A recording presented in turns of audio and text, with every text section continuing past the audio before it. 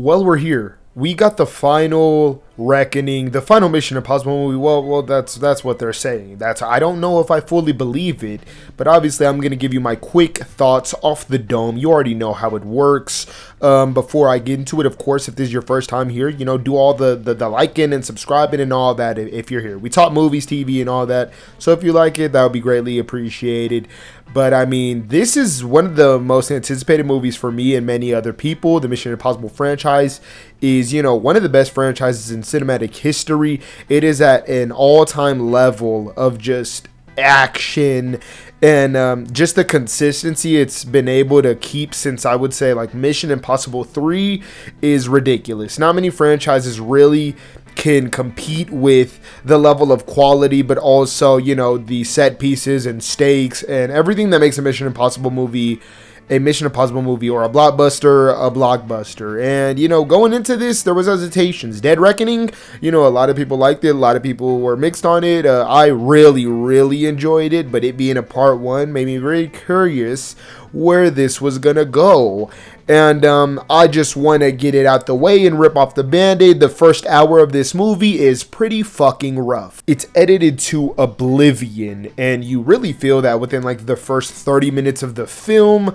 I mean, the intro is lengthy, and then the opening credit sequence seems to be cut so quick to make room for the rest of the movie, and it just feels like they were playing a battle with keeping certain characters in the movie and then finding out what to cut out. I want to get into more specifics, so spoilers for a really particularly big plot point in this movie.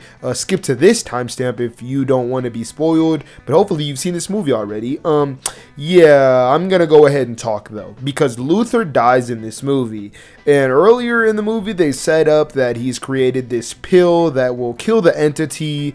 And it's cool and all, but it just feels like a subplot that was entirely stripped out of the film. It felt like that is something that they probably had Luther doing during the film, but they needed to cut it out due to the obviously lengthy runtime of the movie, and that results in a pill that is kind of just magically appeared and a perfect MacGuffin for us to put into the other MacGuffin that we're chasing after, and it's all messy.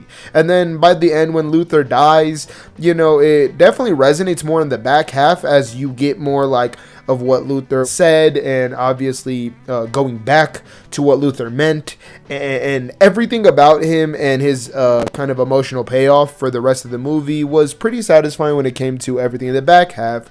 But when they had him actually die, it was kind of underwhelming. I gotta be honest, it felt like Luther didn't get much to do and they just threw him on a bomb, and he's like, "I'd rather be nowhere else." Like, bro, what? But yeah, the pacing is just all over the place. There's tons of just exposition, and the flashbacks. I was tripping balls. I was losing my shit. Yeah, there's just flashbacks in here, and particularly that first hour. That is just, it's ridiculous. I mean, it is throwing it at you, whether that's just to be nostalgic or actually to catch up the audience on this movie. And to that, I don't really understand why you would do that. Clearly, it is the final Mission Impossible movie. It is the 8th in this franchise. So if you are hopping on the train, my guess is you knew which train you were hopping on. I don't know why you needed to give people the manual. Like, they knew that it's a Mission Impossible movie. It's the 8th one. If I don't know anything about Mission Impossible, why would I watch Mission Impossible 8? I don't know. Maybe because Tom Cruise is the last movie. I have no clue. But the second half of this movie, I mean, the satisfaction that entered my bloodstream is unfathomable. Listen, there's a ton of like action missing from that first half, and yeah, there's like the prison break or whatever, but the first half of this movie is a ton of exposition, a ton of setup, but it's to really get into the second half of the movie, which has ridiculous payoffs when it comes to its set pieces, action sequences, and I mean, there are moments in this movie where I didn't even know how they filmed it, particularly that third act plane sequence. I don't understand how they filmed some of it. Like, Tom Cruise is like 60 years old. What the fuck is going on? And then the submarine sequence, I think, was the best sequence in the movie. A very particular choice to not have music in that scene. And I would like to clarify that this franchise is known for just, you know, blasting that theme or playing it in a specific rendition that sends chills down your entire body. But this one made the strategic and specific choice of not having that. And what results is quite a tense and claustrophobic scene. I have not been in a movie theater catching my breath that way since probably the Trinity test in Oppenheimer. I don't know. But I mean, those two sequences are worth the price of admission alone. They're huge visions, obviously, with Christopher McQuarrie really taking over this franchise. He gets it now. He's in his bag. He knows what is required for a Mission Impossible sequence, set piece, all of that. And he delivers. When that goes straight into the plane sequence, I mean, it's ridiculous. It's stunt making on a level that is some of the best ever in cinema. And I feel so bad that the Oscars are going to introduce a stunts category, but it'll be too late for this. So will Tom Cruise probably do another Mission Impossible? I don't know. The point is that what matters in these movies is those impossible missions, and the sequences and set pieces are as great as you'd want them. I'd argue some of the highest highs, if not the highest highs, of the entire franchise. The movie absolutely meets some of the lowest lows. Not quite Mission Impossible 2 level, but you know, it's down there, but it more than makes up for it with its set pieces and emotional weight. I think that third act really culminates in something where, while the road to it could have been rocky, but it culminates in a satisfying enough way where the emotions and characters are paid off in a way that resonate. And if you've been a fan of this franchise, you know, for a while, or have, you know, indulged in the Mission Impossible movies leading up to this, I think you'll be more than satisfied. Sure, it could have been more perfect, it could have been better, and we could have had a better villain than AI, but I mean, these are minor gripes in the grand scheme of things of a franchise that is at such a high level and has such a high standard that it was always going to be a nearly impossible task to meet that. See what I did there? Impossible task, Mission Impossible. You know, I'm just going crazy on the track. I'm spitballing here too. This shit crazy. In all honesty, though, it culminates really well. I thought the emotions were getting to me. Luther specifically has this line where he's like, "One action doesn't make us who we are. Our lives are the sum of our actions," or something like that. And it like hit me. It hit me. I was like, I need a hug.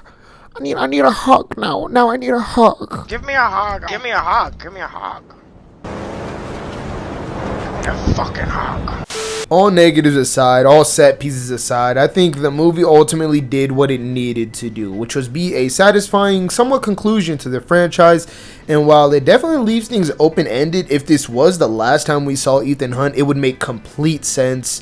But I do wonder if there might be any sort of progressions of this franchise with other characters. I do, and I would love specifically to see Paris go on, and like, I love that character. I'm so interested and intrigued by that character.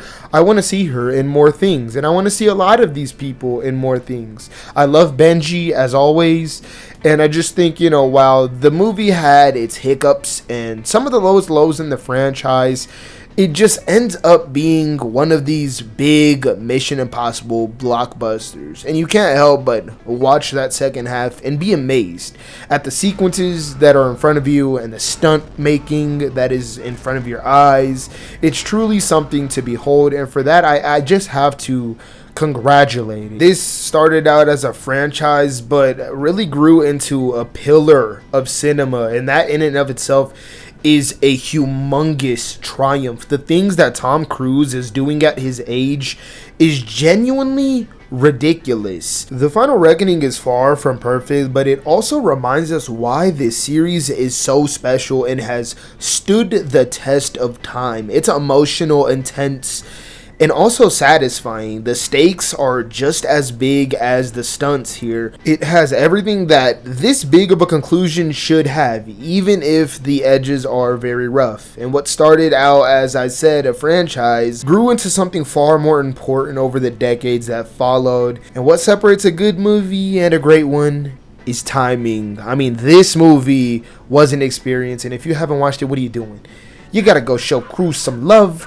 It's the last Mission Impossible movie. Go out, go see it. It's a blockbuster. It is filmmaking on a technical level that is as high as we can possibly really get it, in terms of, you know, the action and the set pieces and the choreography and everyone coming together to put some sequences on display that are just, it'll leave your jaws on the floor. Mission Impossible 8 gets 3.5 stars from me, leaning towards 4 rather than a 3, so that's the good part. But yeah, if you saw Mission Impossible The Final Reckoning, tell me, what did you think about it?